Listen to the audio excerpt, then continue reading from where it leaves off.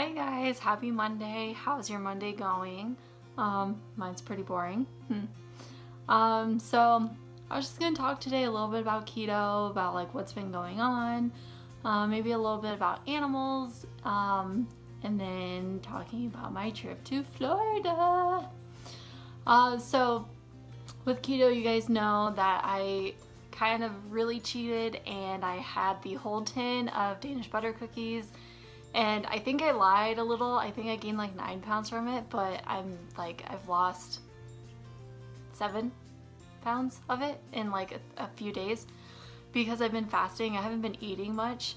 Yesterday I had just water all day, and then for dinner I just had some of the cauliflower french fries, which taste like onion rings, and I highly recommend them. I am planning on buying them in bulk because they taste good. They taste like junk food. Like I haven't eaten today, I haven't had coffee, and it's like 1:30 in the afternoon.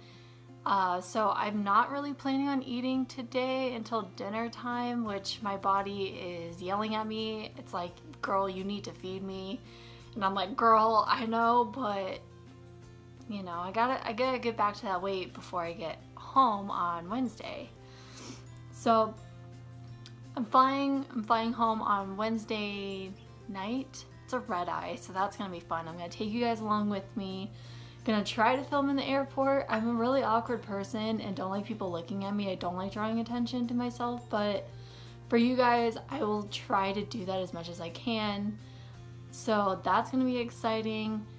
I need to start packing, and if you guys are like me and you pack, so I'm there for 2 weeks, but I'm gonna pack like I'm there for a month because I'm a woman and we never know what we want to wear. If that's just how the cookie crumbles, I guess. My suitcase is packed away in my closet, so I need to fish that out, and I'm not prepared to do any of that packing because I hate it, and I'm gonna hate myself because my suitcase is probably gonna weigh 50 pounds. Oh well. So I was going to talk to you guys a little bit about animals since you guys wanted to know a little bit more about like the process and everything, because I am going to school for animal science. So I do know quite a bit about like meat science, animal science, like if it's humane or not. So I'm just going to jump right into this and say that it's really not inhumane at all. I know a lot of the public is not educated on this subject, I guess, where like I've explained to people before, I love educating people on this subject in particular because it is my passion. So with slaughtering animals, it's very humane in the way that, like, you know how PETA portrays it, where it's just awful, people like humans are kicking the animals and everything. Nothing like that happens in the United States, and if it does, the FDA or USDA, they shut the plant down until it's fixed, and then they can get back up and running. So it's a very delicate process. So to start off, the animal has to walk on and off the trailer on its own without help. And if it doesn't, that means it's not ambulatory, I think that's the word. So then that animal is condemned and won't be killed, like slaughtered for meat. I'm not quite sure on where it goes, if it goes like towards other things or if it just goes back to where it came from. I don't know that part really. But from there, it's kind of like a conveyor belt system, just about. The animals hit with like a bolt of air, like right between their eyes. It's very painless. It renders them senseless, so they don't feel anything. They're still alive, but their nerves are dead. Everything is dead, so there's no movement. So then they hang. I'm just talking cattle right now for steak, ground beef, all that stuff. So then they shackle the animal by the ankles on their hind legs, and they're hung up.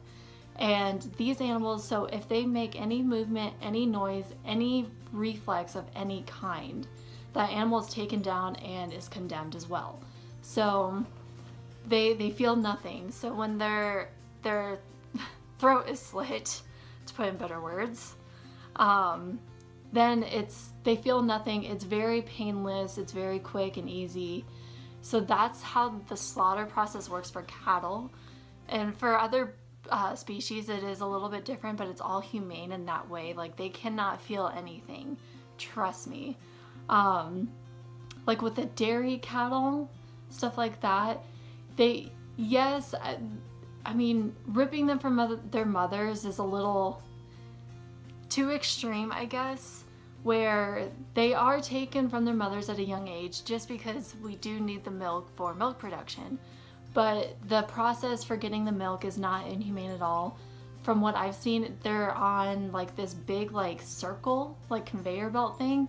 So it just kind of circles the animal around while they're hooked up to the milk machine. And it's very painless, very, very easy. And then they just walk off the conveyor belt and then they go back into the pens. With the babies, what they do is they have like these little houses. I've seen them, they're so cute. I just want to like live with these little baby cows because Holsteins, so cute.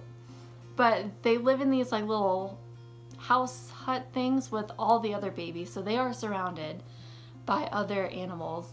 But they also have these people that come and take care of them. They feed them like milk, obviously cow's milk that they feed them. And then, so from there, they get the animal up to weight. And if it's a female, it's gonna go to milking. And if it's a male, it's either gonna be kept for breeding or it's gonna be taken to meat processing. So we do eat dairy cows. I hate to tell you guys, but we do eat dairy cows. Most of the time, I think it's like ground beef that we eat from them.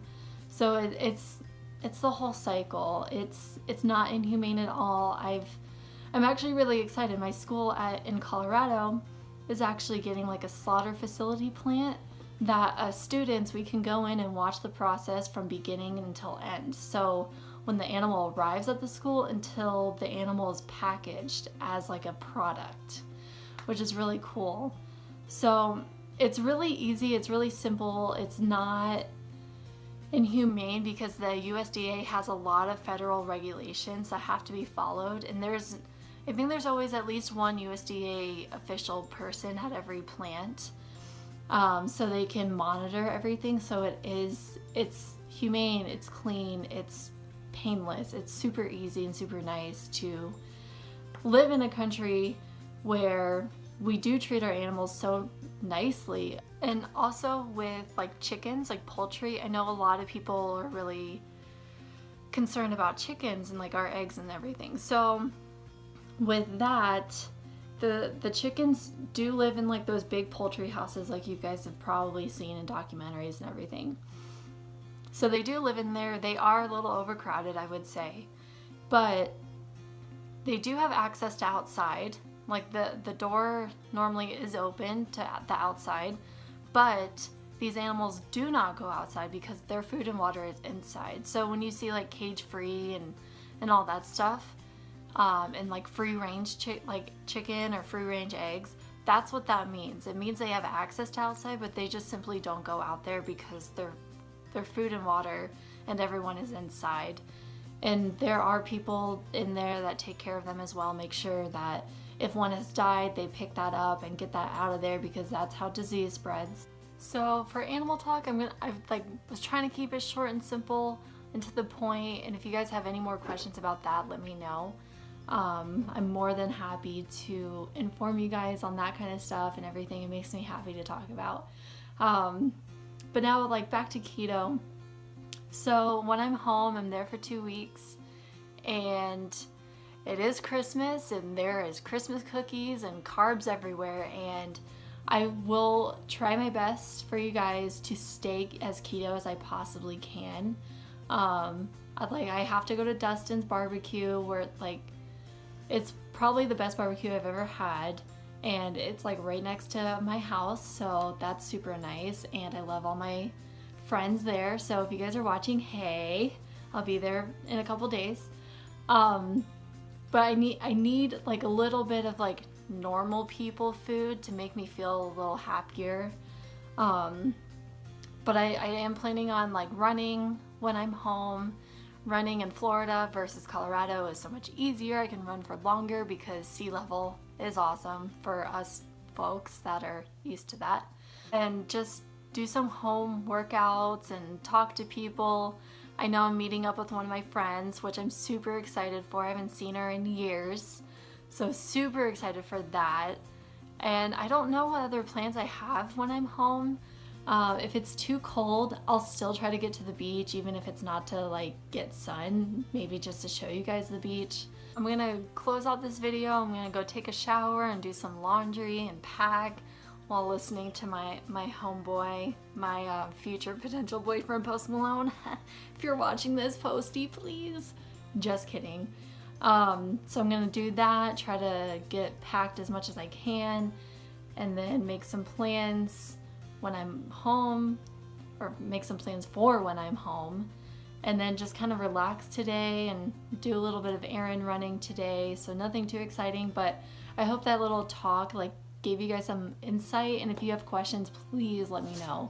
Like, I will address them in my video on maybe Wednesday. I'm gonna try to film as much as I possibly can when I'm home for you guys. I know I'm like starting the every other day, but when I'm there, I might do every day, depending on what I'm doing that day. So stay tuned for that, and I will give you guys the link to my Instagram in the description down below. Make sure you go follow me for some exciting, like some cute pictures of animals and keto stuff and everything. So make sure you guys go follow me there, and I will see you guys all on Wednesday when I'm traveling. Bye, y'all.